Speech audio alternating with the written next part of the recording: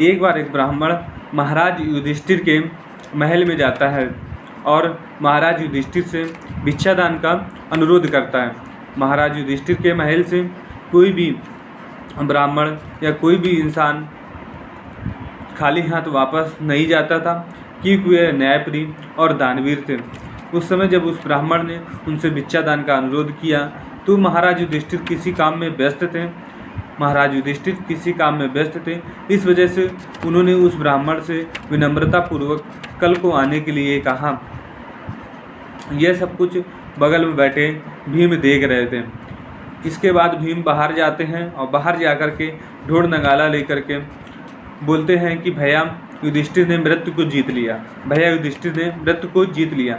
यह बात जब महाराज युधिष्ठिर के कानों में पहुंचती है तो महाराज युधिष्ठिर तुरंत भीम को बुलवाते हैं और भीम से इस मुनादी का कारण पूछते हैं।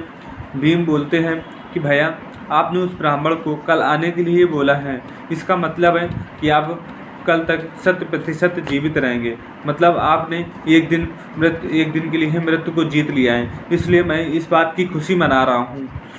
महाराज युधिष्ठिर को अपनी भूल का ज्ञान होता है और उन्होंने तुरंत ब्राह्मण को बुलवाया और बुलवा करके उचित दान दक्षिणा दी। इसके बाद वह किसी भी काम को कल पर नहीं टालते। दोस्तों, इस कहानी से यह शिक्षा मिलती है कि जो हमारे कार्य हैं, जो हमारे छोटे छोटे कार्य होते हैं, उनको हम कल के लिए टाल देते हैं, लेकिन ये छोटे छोटे कारणों की वजह से हमारे जो बड़े बड़े कार्य होते हैं ये नहीं हो पाते हैं।